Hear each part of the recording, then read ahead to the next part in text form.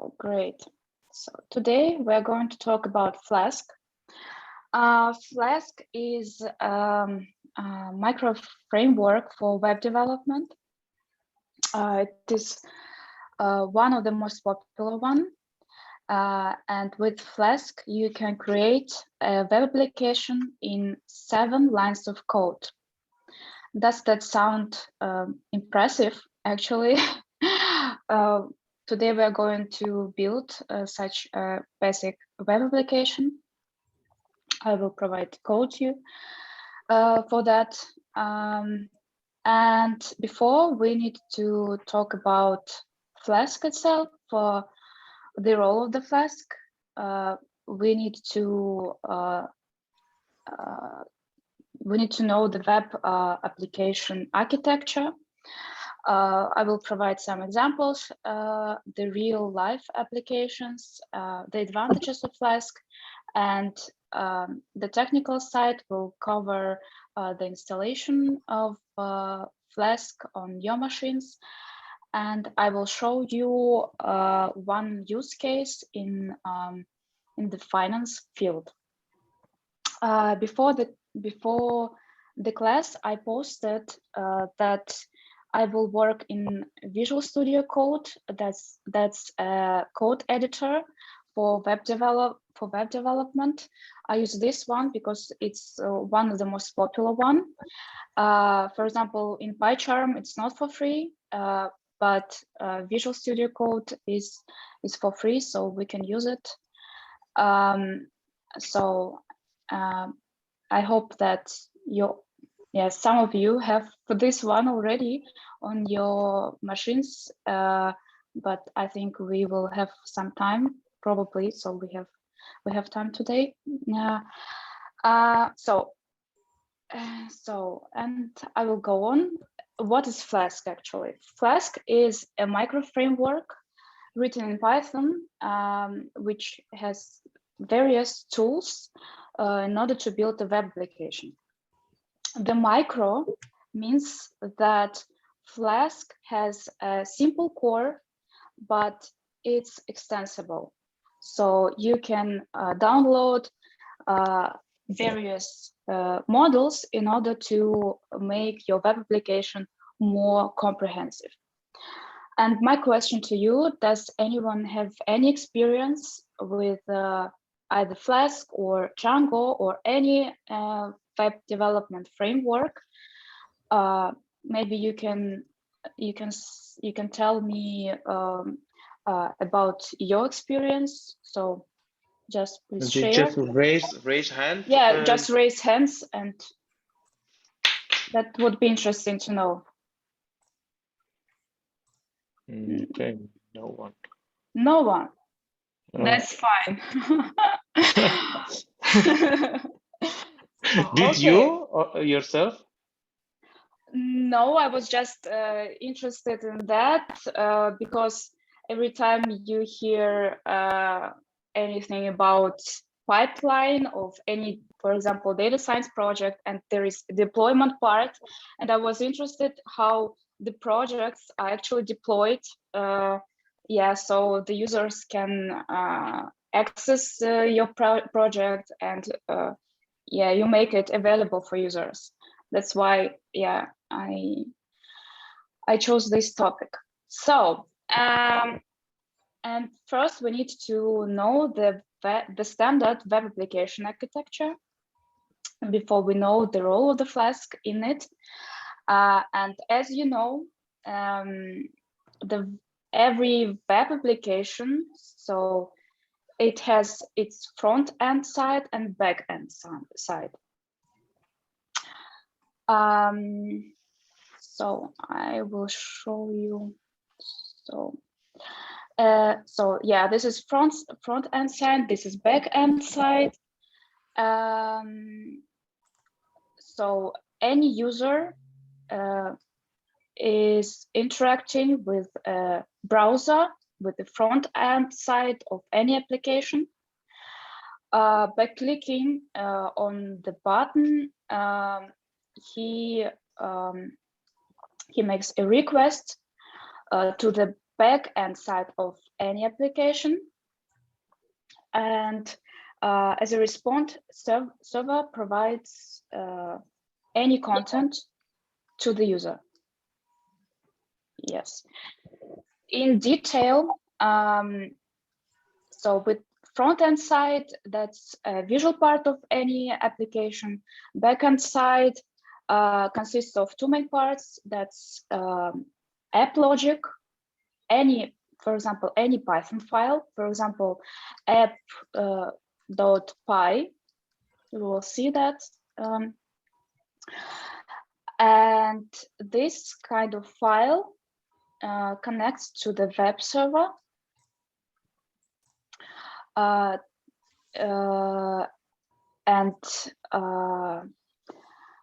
This file connects to the database.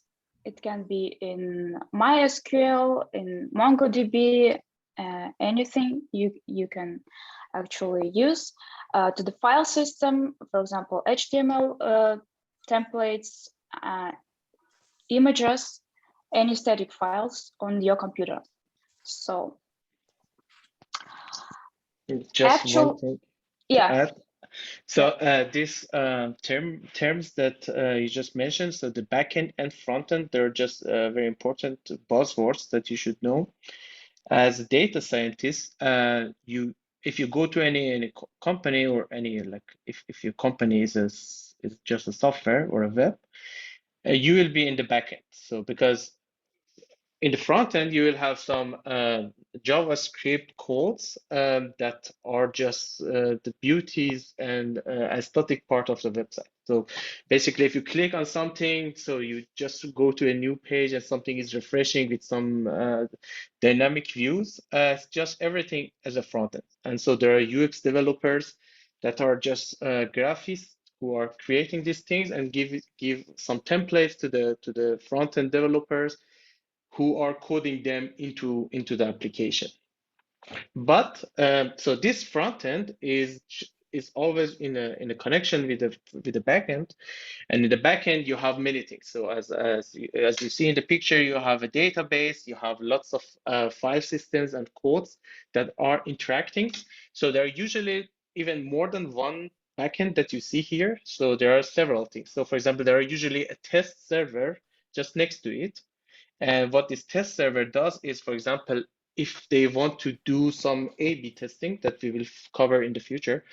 So for example, a website decides to just test a specific feature on specific clients.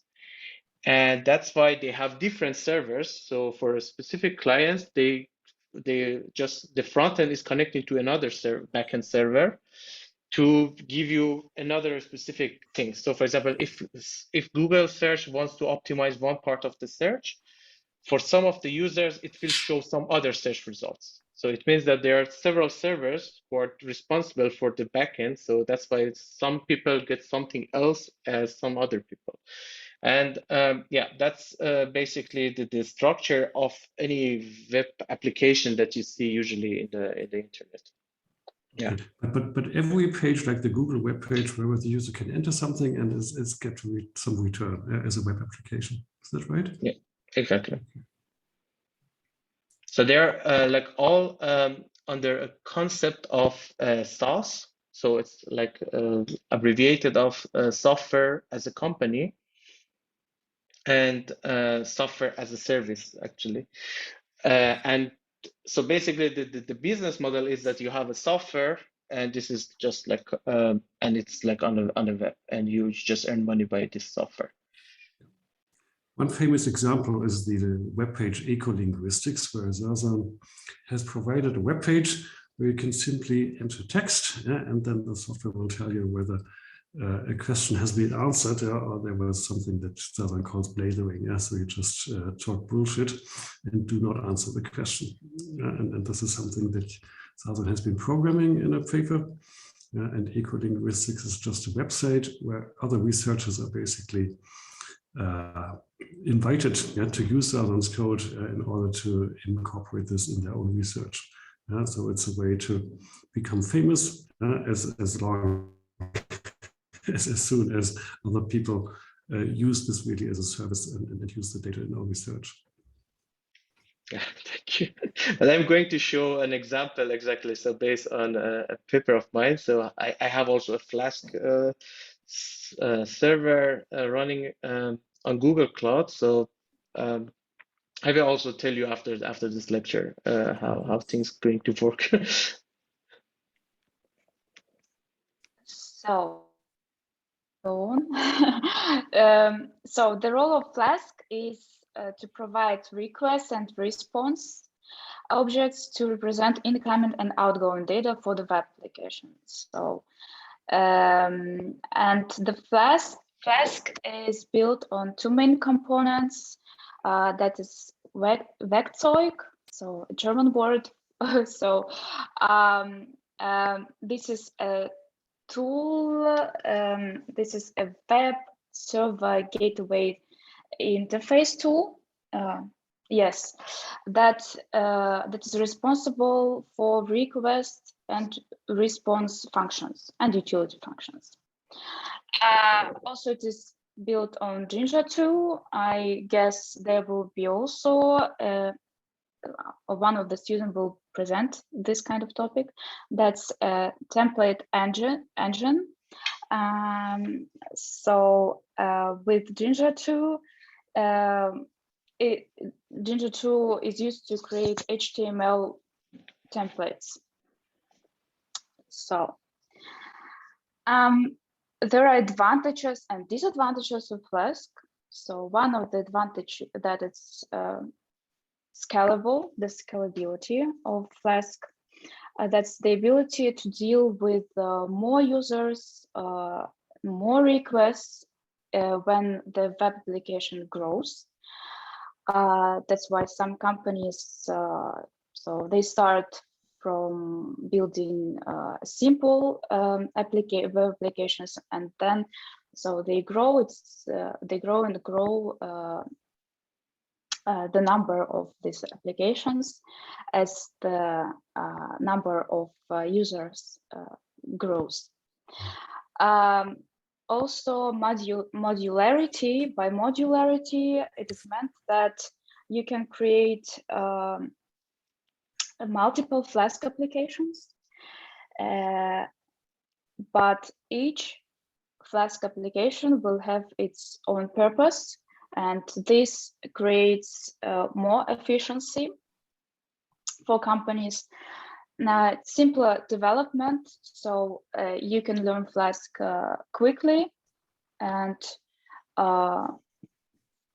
and just create either simple web application or a large-scale application. And flexibility, as I just said, Flask is built on simple core, but it's extensible. So you can choose for yourself whether you can download any other modules in order to make your web application comprehensive, sophisticated. Yeah. So the application and the real life examples are that, so Flask can be used in order to build any blog application, web application, feedback form, or you can deploy your machine learning model using Flask application, or you can create a nice dashboard with the use of Plotly, for example, and deploy it into with the use of Flask. Some companies, some large companies, they use Flask, and some companies, they migrated from other frameworks such as Django to Flask, and vice versa. For example, Pinterest, they migrated from Django to Flask because of their type of the web architecture. They needed to use microservices, and for them it was more efficient to use Flask than Django.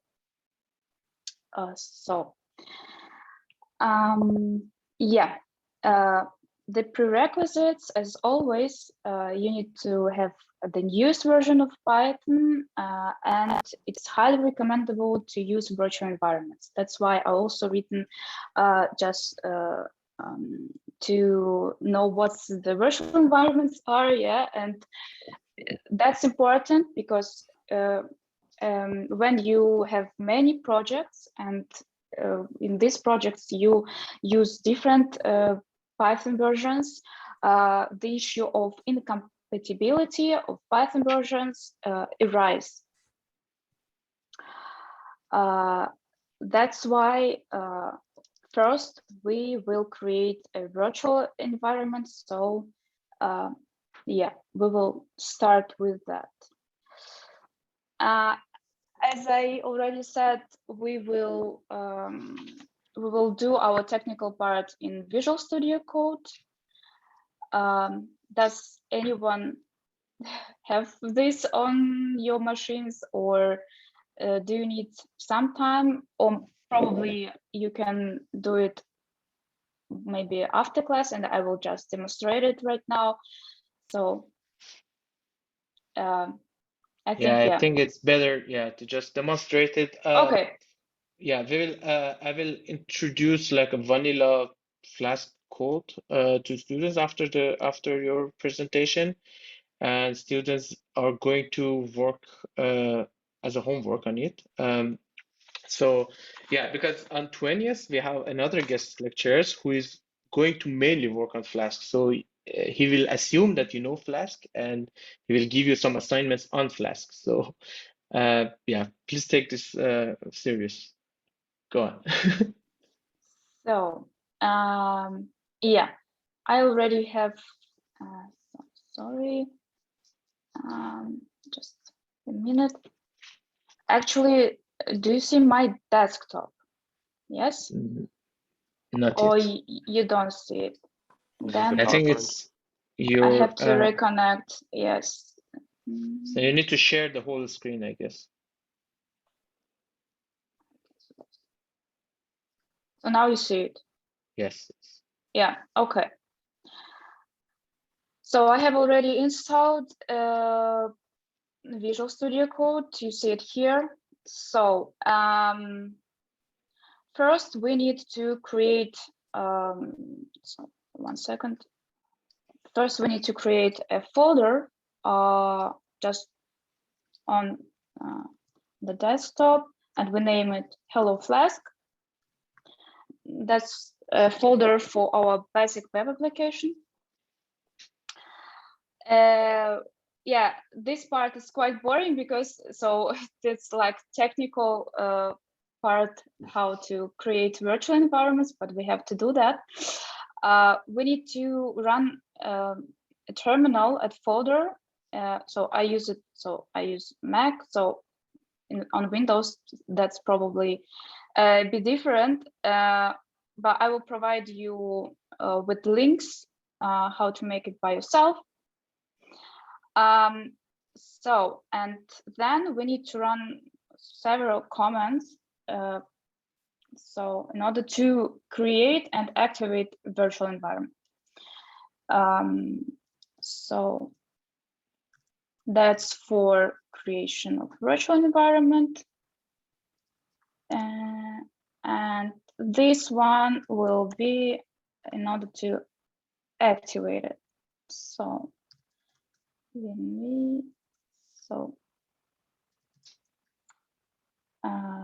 yeah, now you see the virtual environment is active because it has here in parentheses .v, ve, and v. So now we need to open our Visual Studio Code, and I will just open it. That's how it looks like.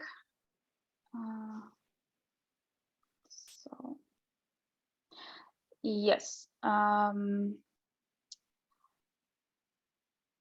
So it already has a folder, Hello Flask, but you can also open this folder through the menu and upload it. So then you need to run. No. First, you need to pipeline. Wait a second. Because it was already pre-installed somehow, so before the lecture, yes. We need to run. We will try to run a new terminal. No, actually, there is no virtual environment here because there should be a message that the virtual environment is connected, but here is no virtual environment. We need to run a command palette, if I'm not mistaken, and then we need to use this one, select interpreter, and then, yes, then we need to choose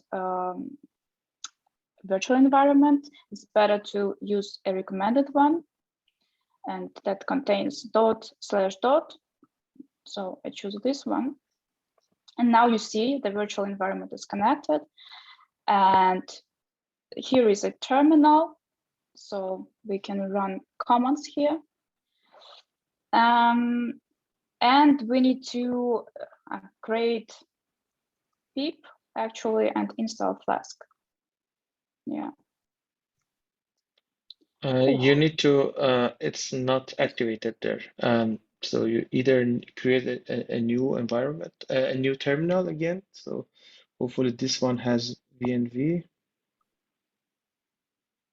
Yes. Yeah. Thank you. Yeah, thank you so much. So it's better just copy paste this. Yeah, and we install Flask. So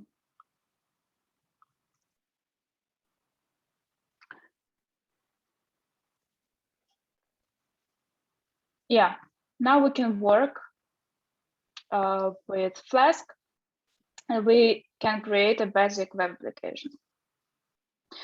So for that, as I already mentioned, we need our main file, which will be written in Python, and we create a new file and we name it app.py. Also, we need 2 folders. One folder will consist of an HTML template, and one folder will contain JavaScript files and other files that are responsible for style, for visualizations. So we create 2 folders, templates, and so no, and here static. Yeah. The organization of the project is quite important, and the names of the files is really important. So the app will work as it should. Yeah. And so the app expects us to create these folders with given names upfront, because the app is then using these folders, or? Yes, the app will use these folders in order to find files and to run them. So yeah. Is it templates or is it templates? No, you need to rename it. Yeah, because otherwise you will run into issues if the naming matters. But I mean, for a very simple Flask, you don't need this stuff. You just need just an app.py that can print something on your screen. That is enough. But if you want to have some HTML templates that you want to replace some part of the HTML with some calculations sometime later, you need this kind of structure with the templates that you have your your files there and statistics that you have, like the HTML, CSS files and so on. Yeah, that's true. So we can run the application without these folders. That's true. So first we need to import Flask. From Flask we import everything. So I will write just like that. That means imports everything. And in order to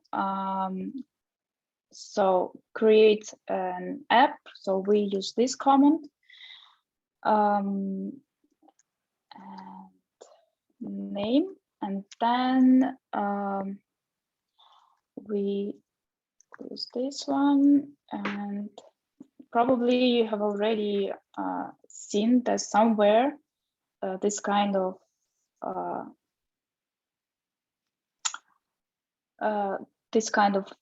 like variables.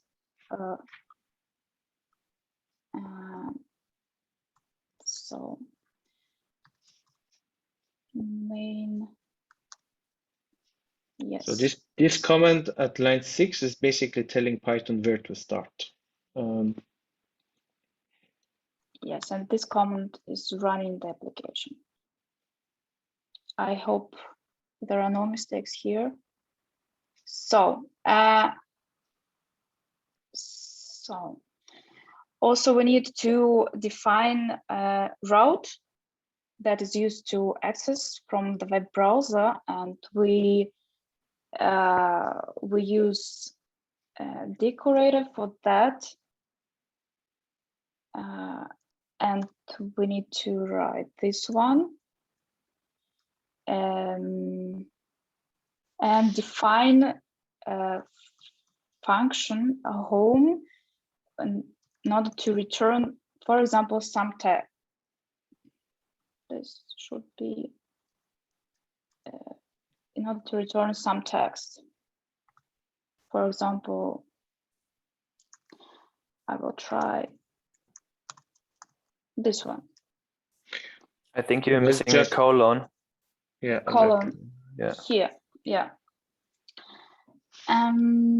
Now we try, just 1 second, to run this one.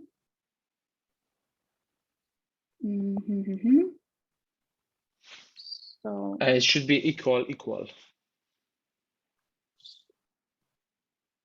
Yeah. Yeah. So now you see that our app so could be so we can click on the link, and our app was run on locally. So we just click it, and we will see our message. So that's the basic setup of any simple web application. Actually, we can use any style to make it in a different color, to make any, for example, alert on the website, or to make a navigation bar on the website. But for that, we need to make new files into these folders. We can use this one. Short question. Yeah. But you need to run this script all the time on your computer or on a local server that you have in order for me to access the website, right? Yes.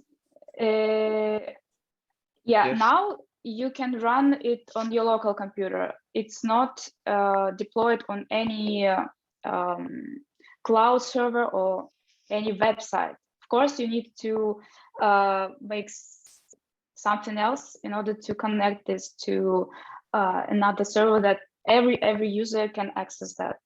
Now, but Tatiana, if you close down your computer, is Philip still able to see the message? No. Okay. You need to run it on your computer. But I will tell you how you can do it on a website just in a few minutes. Okay. Okay. So basically, this code turns your own PC into a web server. Is that right? Exactly. So you have a local server here, and that's the website. So you can basically upload all these codes on a cloud, so Google Cloud or Amazon AWS, and then ask them to be your computer. So then, yeah, everyone on the planet can access that. So yeah, I will demonstrate just 1-2 things, what you can do with your text and what you can do on your website. For this, I can create a new file in templates. This will be index HTML file. That's a HTML template. Here we can access HTML :5. We can write our message into HTML format. So here I just copy paste this kind of message, and I need to include that, if I'm not mistaken, so that should be here. And yes, we save it, and then we go back to our application, and then we need to connect this file to the app application, with the app application. So we use render a template, and then index HTML. If I'm not mistaken, render. It should render. Render, yes. So actually return render or something. I'm not sure. Return. That's you right. You need a return. Yeah. Okay. Thanks. Yeah. Thank you. So, and now we can run it again. And now we see it in a bit another format. And now it has HTML. And if you stay there, you just right click and no, in the website, yeah, you just right click and look at the inspect. So if you just need the source, inspect. yeah, like, so you basically see all the HTML that you have there. Yeah. Yeah. All right. Now we can make some changes to the color of the text. And may I ask a question? Yes. What is the meaning of this if command? If name equals main. Does it mean, basically, I understand that if you open the website, yeah, you get returned the text, yeah, but then I would expect something like if you open the website. So what is this if name? This is the command in order to run this application. If there is not main or something else is written, then it runs another script. That's how I understand it, actually. Basically, what Python does is like it loads lots of libraries in the beginning and some definitions, but to tell Python where to start the program, you need to say if equal to main. So it's basically when Python goes to computer, it starts from this line. So it starts from this line and then say, okay, app run. So it said, okay, what's app? And then start going and building the application. It has nothing to do with the HTML that you see at the end. So the HTML is only this index HTML file. So you can do some interaction with this index HTML file that you will be see in the website. But it's nothing to do with the Python code that we have here. Yeah. So now we going to create some style, some visuals. For that we use CSS and also JavaScript. So yes, so let's let's change the color. For example, I want that the color is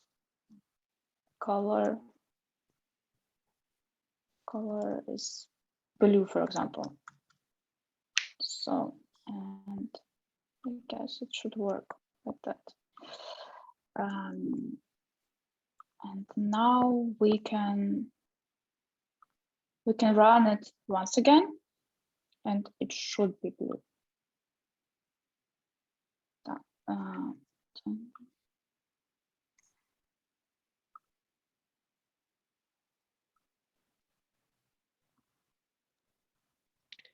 You need to link the CSS to the index.html somehow.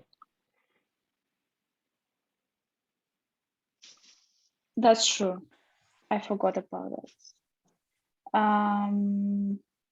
Yeah. Sorry for that. That's true. Yeah, we need to run this command. Static. This is the path to our file, actually. And close the tag. No, it's not finished. Okay. CSS, and then this one. This is actually the attribute names a relationship of the linked document to the current document, and here should be style sheet. Yeah. No, this one. Yeah, I guess that should work now. Run it once again. So.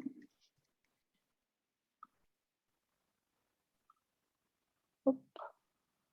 Yeah, now it's blue. We can also include actually any database. It's more complicated. We can include a navigation bar, for example, that will be shown on the top of the website. We can include any modules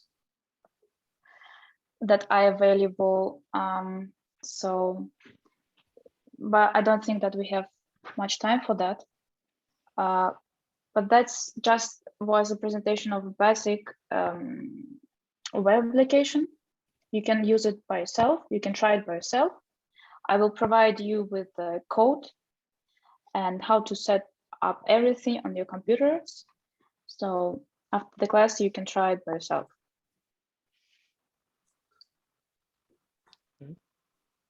So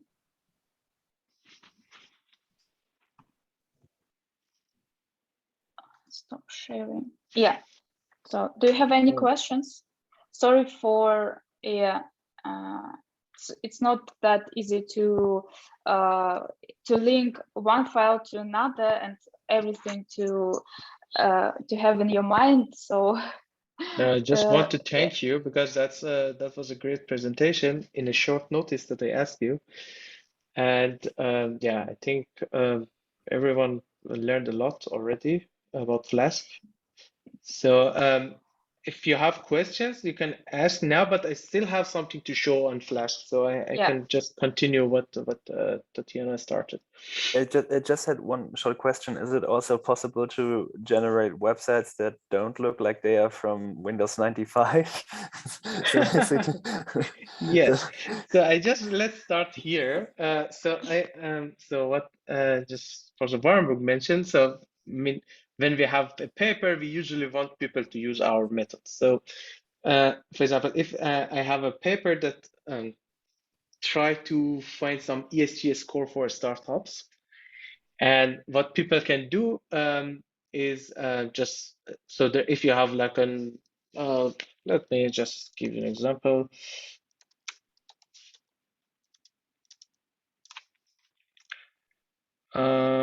Yeah, let's see if I can find the ESG score of this.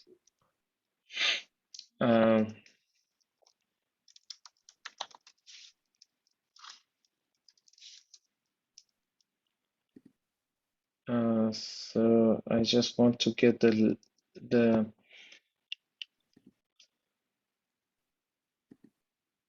txt content of this file. So to just want to show you what is the ESG score of this text, for example.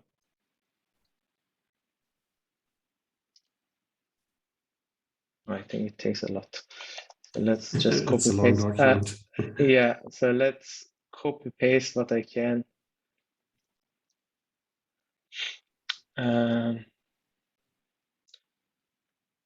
So yeah.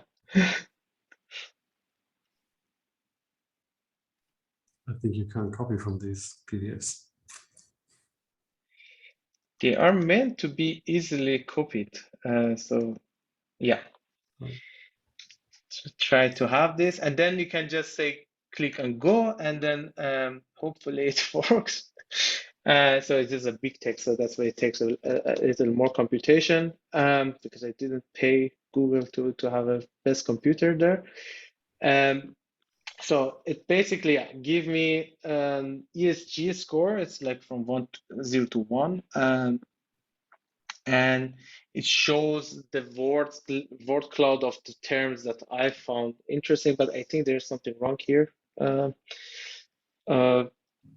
Anyway, so just want to show you what is this Flask doing there. Okay. So I have some HTML things there, a text box, some buttons that you can click, and if you look at the HTML, the plain HTML of this, so let me.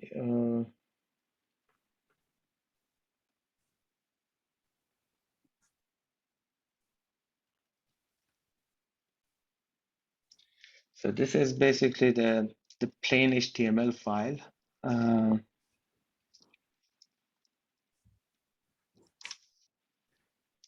So as you see here, so this is the index HTML file. So there are some brackets here, and these brackets are placeholder for this Jinja 2 library that I will upload the video after the class. So another classmate of you prepared an introduction to Jinja 2.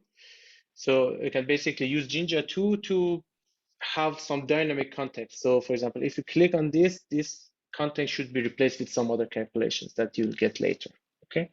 And so on. So this is something that I have in the index HTML. And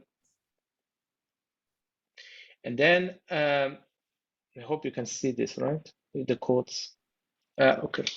So this is the whole Flask code that I have here. So it starts something with the port 0. So this is just a port settings. So it's not important for now. But what I do basically, so I route the app. So if you get a post request in my application,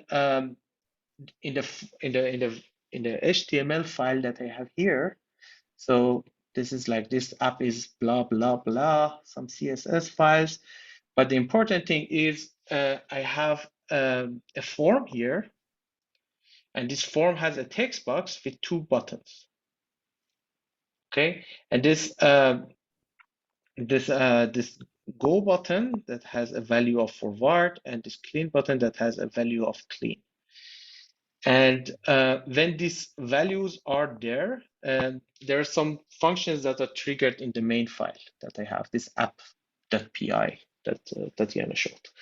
So basically I said, if from this action button, I get a forward, do this. So just show this calculation. So this is a calculator from the textual analysis. So I have this textual analysis module that I have all the textual analysis. But what does forward mean? Does it mean that somebody clicks the button? No, it's just my name on it. Yeah, but you want the code to start something if somebody clicks the button. Yeah. So what is this user is clicking? Yeah. So basically, when the user clicks on that, the action, which is the this name of the button. So there's like this action is like nothing in the beginning. If you click on the go, the value of action will be forward, and the otherwise will be clean. Okay. Mm-hmm. So the action is just the basically the button that I have. Two buttons that I have, they are linked to the name action. Yeah. And there's either one of them. So I'm not an expert on the front end. So, but this is like a very easy way of having a button for just clicking, computing something and cleaning the whole thing. So back to the normal. And then if you get the forward, then you get the text box content, and this is your TXT, and this TXT goes to some calculations, and then some HTMLs will be shown. So the ESG score is this, the environmental score, social scores, and so on. And there's also a word cloud PNG files that is also loading. And then I have this render template that you had already. And there are some values in that, so that in this Jinja 2 things that I just show you. So there is a text values, so that this is basically the I put it this str of the txt files that I have here, and then there is a figure placeholder that I have this image, which is this file that I have there. And then there is a forward message, which is basically this forward message that I have here. So I have three placeholders in my HTML here. As you see, there are three placeholders here, and I replace these placeholders with these amounts. So basically rendering rendering template, get the template and change this Jinja 2 placeholders with whatever you want. And if it is a clean, so everything will be just nothing. So I just replace nothing with this. Yeah, basically all the placeholders will be just nothing. So the rendering order basically is a code that tells to replace something by something else. Exactly. So this rendering is exactly. So this connection between Jinja 2 and Flask. And yeah, that's basically how yeah, a very easy web application here. Just want to for now I just want to elaborate a bit on the routings. So let's start with a very plain vanilla Flask again. So here I have the Flask that just run a hello world thing. And now I want to, so let's just make sure it runs. Yeah.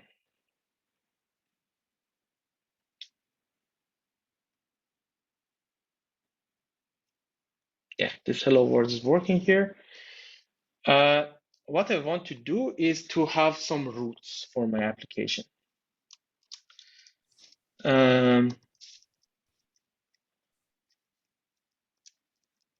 So assume that we have a website that has some users, and when you go to user web page, you see the name of the user with some calculations of the score of the user and so on. Okay.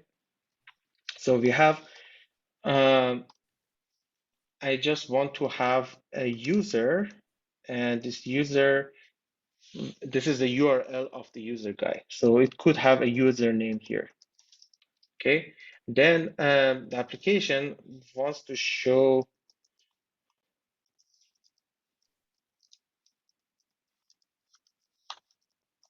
So this username is going to be an input of this URL. And based on this input, we can do some calculations.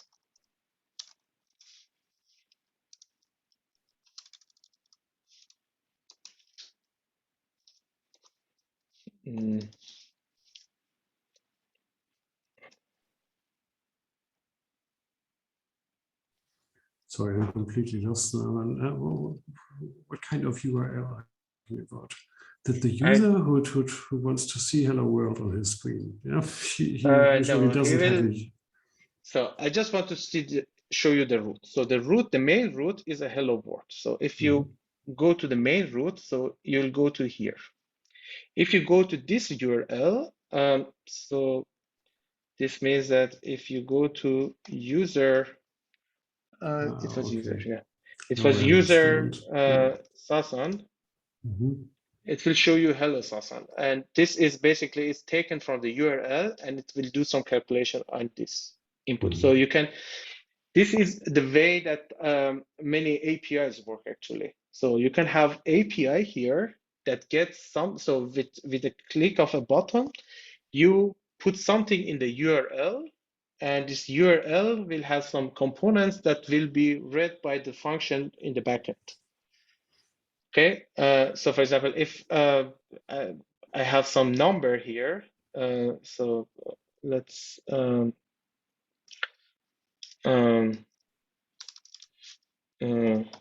if we have some number here, and we have this should convert it to a number first. You can just get this number here.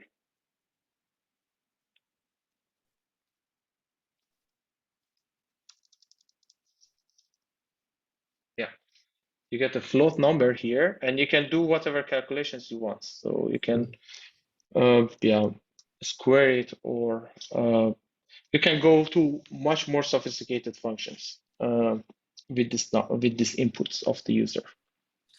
But Zaza, you expect somebody to type in his name or a certain number when he basically types in the URL. This is one way, and the other way is to basically call an API. So this is a way to create an API. So an API gateway is that you can do some calculations, and these calculations could be stored in a URL.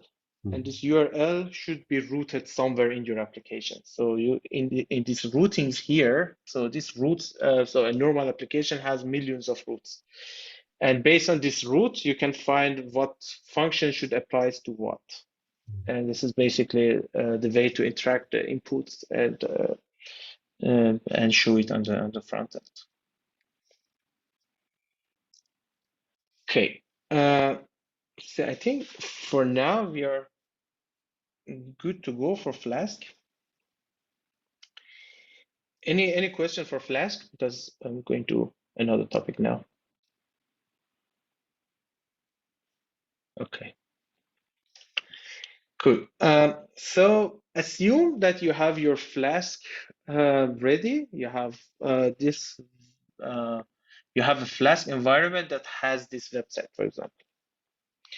So the main challenge here is to, if you want to have it on a server outside of your computer, the problem is that the computers on Google Cloud probably are not the same as yours, and there is a huge chance that your code will not run there.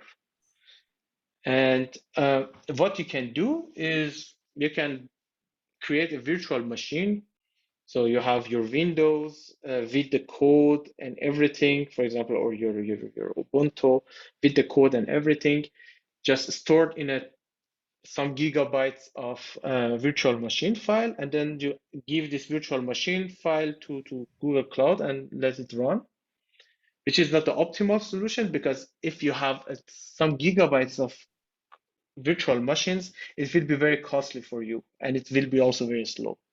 Because every time that this web page is going to run, Google needs to start a Windows machine. It takes some time to start and bring up this app and so on. So that's why people don't use virtual machines anymore. They use a concept called Docker. And Docker is, basically, you can just so you put your application in a container and tell, for example, this application should run on this kind of OS. So for example, I can show you my Docker file. So you just create a Docker file basically, saying that I need this environment, which is a mini conda environment. It is very light. So basically I need to create a conda environment based on this environment file that I have. And then I want to install all these requirements because this is a Python of version this exactly, and I want to install this, and then I want to run this line of code as well, and then I want basically to start a Python main.py file, and then this Docker file is basically contains everything that you have in your PC. It will be guaranteed that this same code will be there in the Google's computers. And this is like just a very small Docker file to create this this environment, and it will make sure that these codes will be going to run on the servers. But yeah, I don't have enough time to explain in details what is a Docker. But I'm sure there are many good videos for the Docker. So yeah, if you're interested in having your own website or your own projects, yeah, you need to know this concept for sure. Yeah, so I think. But doesn't a simple website like your website seems so simple that you can just do the HTML on the Google machine directly, try it out there, and then basically circumvent Docker. It seems for simple applications seems to be a bit too much of an effort. Well, basically, if you have so if you use some modules of Python and you need to have a Flask application to do that, I think there's no other way to do it more simpler. Yeah, for Vola, I mean, for example, this Vola is great because they have a documentation on it's like you have a Jupyter notebook and that's it. So you have an application already, and this application could be hosted on any cloud easily. So if you can do it with a Jupyter notebook, for sure, Vola is a great solution because you can just upload it to whatever server you want. But if you want to have like a Flask application and it's like much more sophisticated, you need to know these concepts.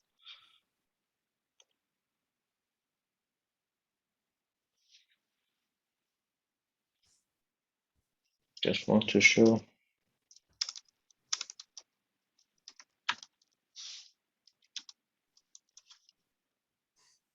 Yeah, so apparently they have a documentation how to deploy a Vola application on Heroku and also Google App Engine. So once you have your application, it's usually easy to deploy them on a server. Yeah, so I just want to come here again. So this is like the presentations that we had and we will have in the future. So with the IP widgets and Vola, you can already create a nice dashboard and simple web applications. Streamlit is also something between Flask and Vola. Bottle, I will show you the video next week, which is also very similar to Flask. Django is also a bit more sophisticated than Flask, but it's also they are all in the same direction. And next week we will have these presentations on Amazon AWS and Google Cloud and Firebase, which are basically they will go to the deployment phase. So once you have these applications on these libraries, you can deploy them on a website using these cloud servers. And yeah, I think this is a bit consistent, hopefully, for you to see what I mean by having a website in the future. Because if you are a data scientist, you may probably need to show something, some calculation, some index to the public, and that's why it's necessary for you to know this kind of things. Okay, a question.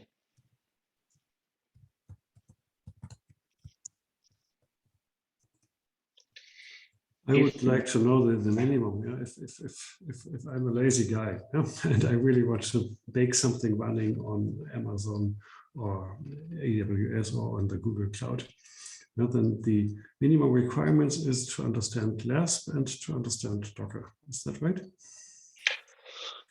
Yeah, basically. I mean, it's if you know Vola, it's even less requirement, I guess. But yeah.